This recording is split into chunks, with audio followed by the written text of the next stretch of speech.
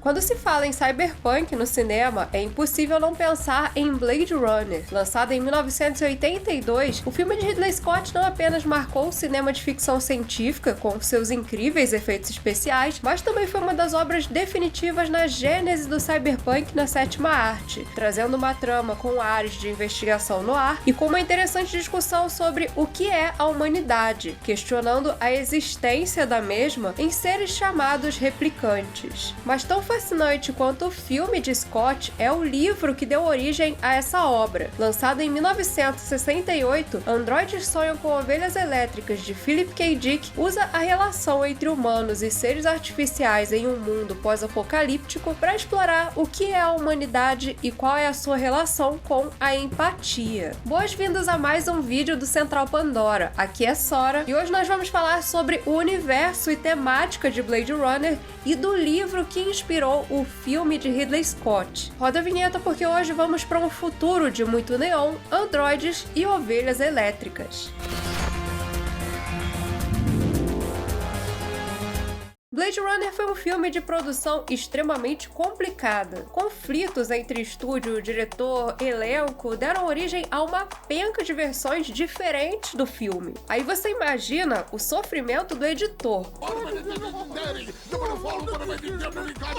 Pois é, felizmente hoje nós temos ferramentas de edição bem mais modernas, como é o caso do Filmora. O Filmora é um programa de edição de vídeo muito fácil de usar e com recursos modernos, que permite que você crie os seus vídeos com resultados impressionantes, independente do seu nível de habilidade. Ele tem desde ferramentas básicas de edição, incluindo gravação de tela com áudio e webcam, até recursos de edição mais avançados e ativos, como efeitos, filtros e LUTs, que vão deixar o seu projeto muito mais bonito e profissional. E agora no Filmora 13 você tem ainda acesso a vários recursos que utilizam IA para facilitar ainda mais a sua edição. Um exemplo é a tradução por inteligência artificial, uma novidade que permite traduzir o seu vídeo para vários idiomas, permitindo atingir assim uma maior audiência. Com suporte a 23 idiomas, ele gera não apenas legendas automáticas, mas também narrações em outros idiomas para seus conteúdos. Para você que gosta de edições altamente criativas com diferentes fundos, ele oferece também a remoção automática de fundo sem necessidade de tela verde. Assim você consegue mudar completamente o cenário do seu vídeo com poucos cliques. Gostou? Quer começar a criar os seus vídeos? Então acesse o link na descrição para conhecer o Filmora e os seus diversos recursos que vão te ajudar a tornar a sua edição de vídeos mais simples, rápida e eficiente.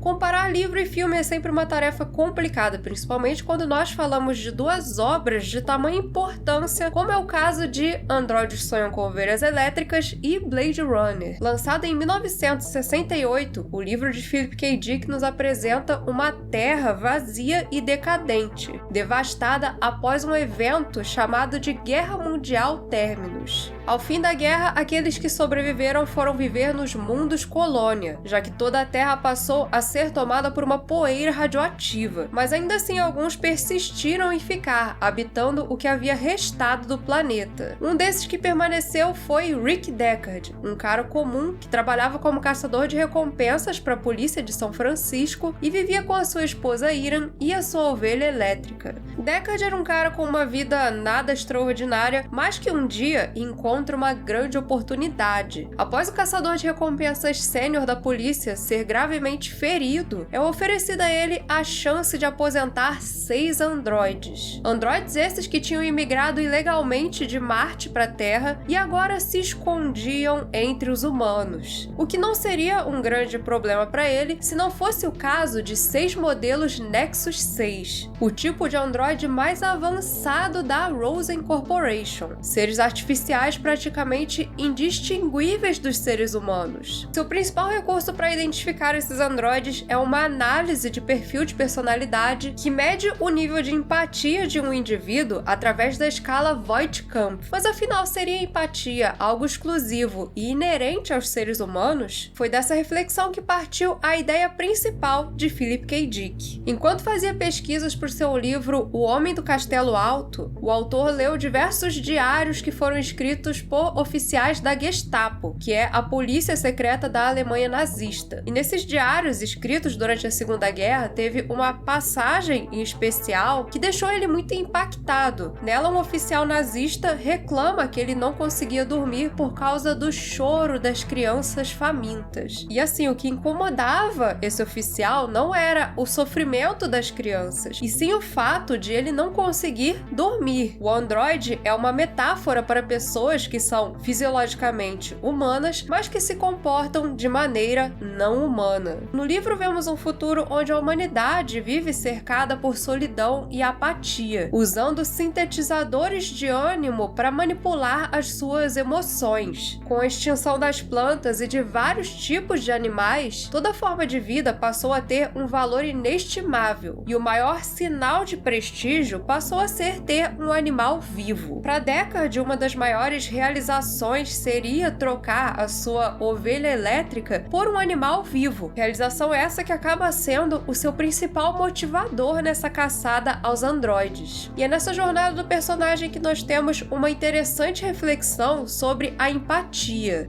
Um elemento ausente no filme é o mercerismo, uma doutrina religiosa dominante na Terra, onde as pessoas se conectam a um dispositivo chamado caixa de empatia. Nessa caixa eles vivenciam, em um tipo de realidade virtual, a experiência de Wilbur Mercer, um velho que sobe uma colina enquanto seus inimigos atiram pedras. Essa subida é um ciclo, onde no fim Mercer cai, e nesse momento ele se conecta com toda a humanidade.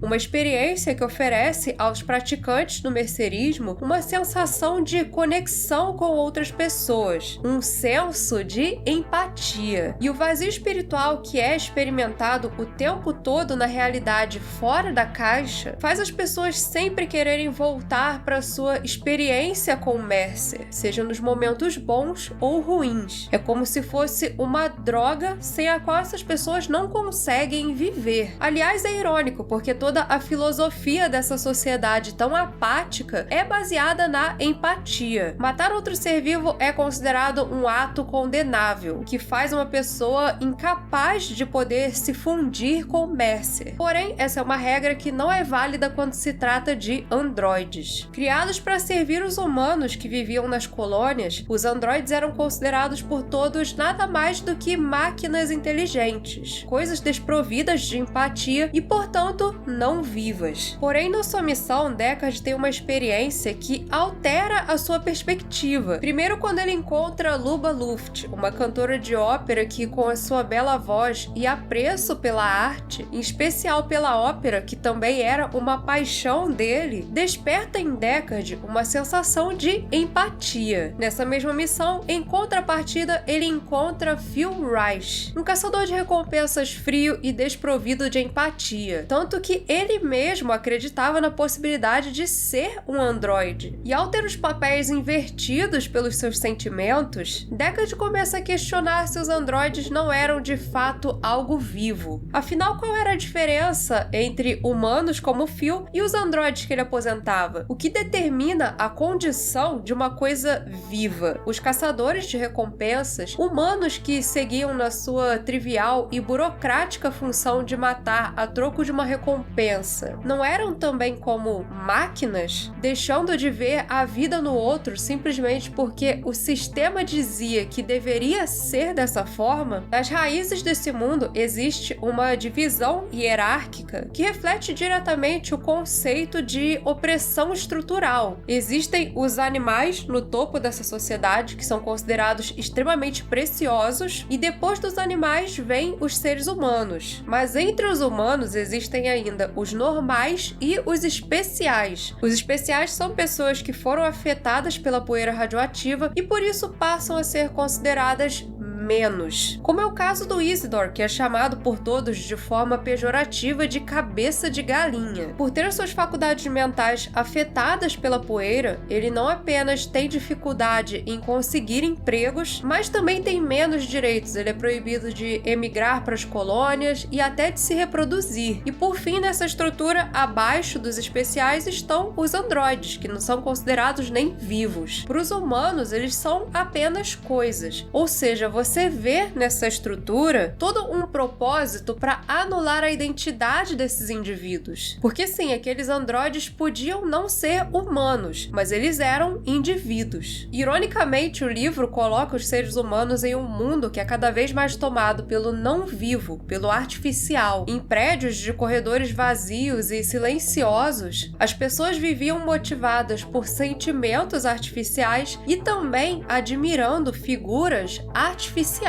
como Mercer ou o Buster Gente Fina, o apresentador mais popular da galáxia que trabalhava 23 horas por dia. E assim nós vemos um mundo decadente ganhando uma nova forma. Enquanto os humanos estavam cada vez menos vivos, androides tinham cada vez mais vontade de viver as suas curtas vidas. Luba Luft, por exemplo, foi criada para ser uma serva em uma colônia, mas optou por se rebelar e viver da música.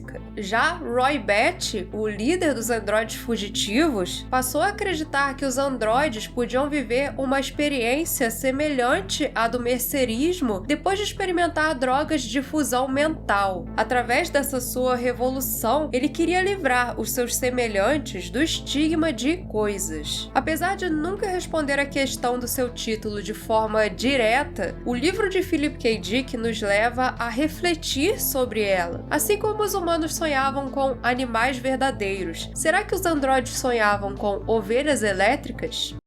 Apesar de ter sido uma das bases do movimento New Wave e um dos precursores de muito que nós veríamos depois no cyberpunk, o livro só foi ganhar mais popularidade mesmo depois dos anos 80, quando chegou nos cinemas a sua adaptação, Blade Runner. Pois é, o termo Blade Runner sequer aparece no livro, mas convenhamos, Androides sonham com ovelhas elétricas? É um título meio grande para um filme, né? Você já assistiu Androides sonham com ovelhas elétricas? Quando assumiu a direção, Ridley Scott pediu ao Hampton Fancher, que na época era roteirista do projeto, para encontrar um título que fosse mais sexy, mais impactante. Eis que Fancher encontrou um roteiro de uma adaptação escrita pelo William S. Burroughs da história The Blade Runner, do Alan North. E o diretor acabou que gostou dessa ideia. Assim, não apenas o filme, mas também os caçadores de recompensas ganharam o título de Blade Runners. Porém, o filme de Ridley Scott se diferencia bastante do livro, não só do título, mas em diversos aspectos. Agora, não mais passado em 92, mas em 2019, o filme acontece em uma Los Angeles futurista e industrial que se aproxima muito mais do que nós vemos nas obras mais tradicionais do cyberpunk. Diferente do ambiente solitário e desolado da obra original, aqui vemos um cenário de ruas abarrotadas e tecnologias ultra avançadas, onde as grandes corporações são quem dão as cartas. Um típico mundo de alta tecnologia e baixa qualidade de vida. E é nesse mundo que somos apresentados a uma mega empresa chamada Tyrell Corporation, que fabrica seres artificiais virtualmente idênticos a seres humanos, chamados de replicantes. Assim como no livro, os replicantes são seres orgânicos criados em laboratório com o intuito de servir os humanos nos mundos colônia. Além de terem força e agilidade superiores às dos seres humanos, eles viviam por apenas 4 anos e a sua presença era terminalmente proibida na Terra, com diferença que esse tempo de vida mais curto no filme não é uma limitação tecnológica como no livro, e sim uma coisa implementada como uma medida de segurança para que esses replicantes não desenvolvessem consciência. Após um motim violento, 4 desses replicantes escapam das suas colônias e vêm para a Terra, onde eles passam a viver escondidos entre os seres humanos. E aí nós temos uma outra diferença fundamental em relação ao livro. Acreditando que eram tão vivos quanto os seres humanos, eles tinham como missão encontrar a pessoa que poderia estender o seu tempo de vida.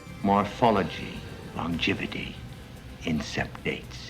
Mas assim que chegam aqui, eles passam a ser caçados pelos Blade Runners, agentes que eram especializados na caça aos replicantes. O filme começa com o caçador Holden fazendo em Leon o teste de Voidkampf. Porém, ele é pego pelo replicante antes de poder garantir a sua aposentadoria. Assim, o oficial Gaff, que é um cara misterioso pra caramba, vai atrás de Rick Deckard, um antigo agente que tinha se afastado da sua função de Blade Runner. Runner. Diferente do Deckard do livro, que é descrito como um cara bem comum, no filme Deckard ganha um aspecto dos detetives das histórias hard-boiled. A versão futurista de um policial de poucas palavras que trabalha com a criminalidade nas ruas e incorpora completamente o jeito galã e canastrão de Harrison Ford. E é justamente nesse jogo de perseguição de Deckard e os replicantes que somos levados a questionar, afinal, os replicantes eram vivos como os seres humanos? E bom, para responder isso, é preciso determinar primeiro o que é ser humano.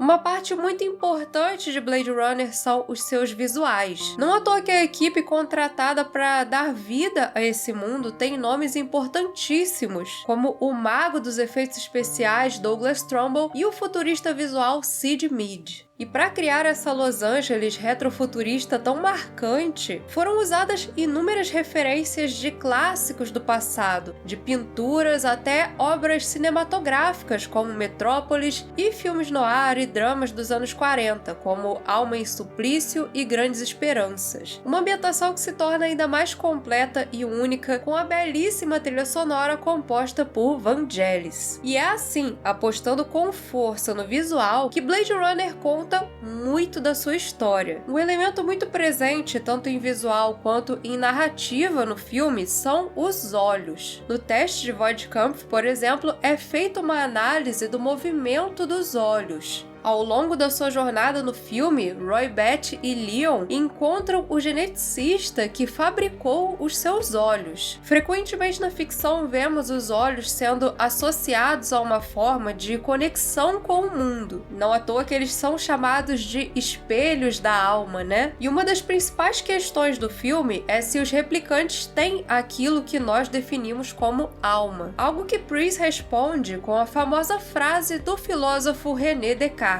I think, Sebastian. Therefore I am. Por fim, sendo ou não humanos, os replicantes eram, no mínimo, indivíduos. Indivíduos esses que tinham paixões, memórias e um forte apego a essas memórias. Afinal, elas eram uma parte fundamental da sua identidade. Did you get your precious photos? E por ter esse tempo de vida mais curto, cada experiência para eles era algo extremamente precioso. Algo que vemos no belo discurso final de Roy Batty, que exalta as suas memórias ao contemplar a morte. I've seen things you people wouldn't believe.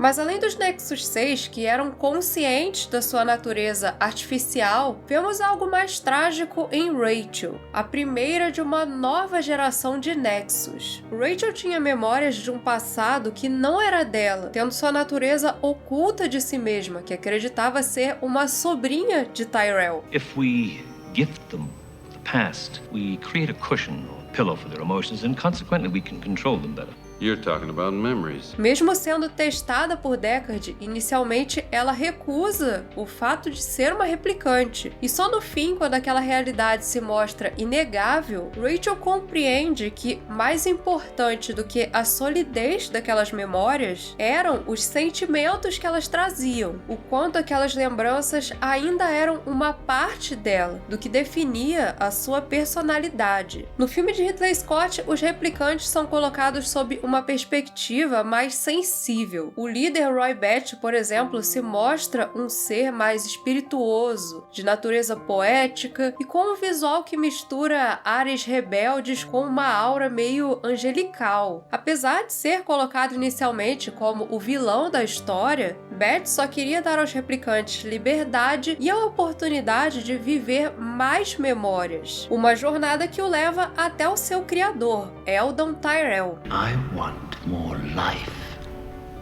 Father.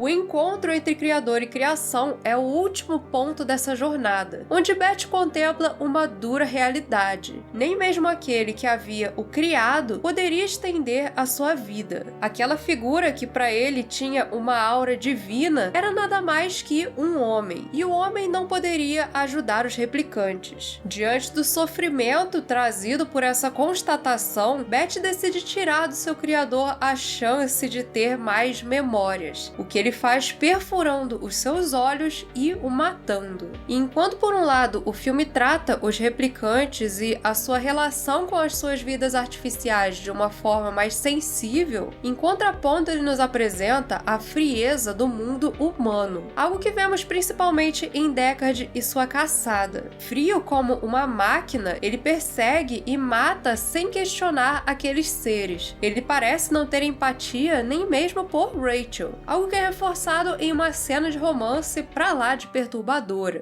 No fim, quando é quase morto por Roy Batty, Deckard contempla a inevitabilidade da morte. Ao ter aquela experiência de ver o fim tão próximo, ele consegue finalmente ver como é ser um replicante.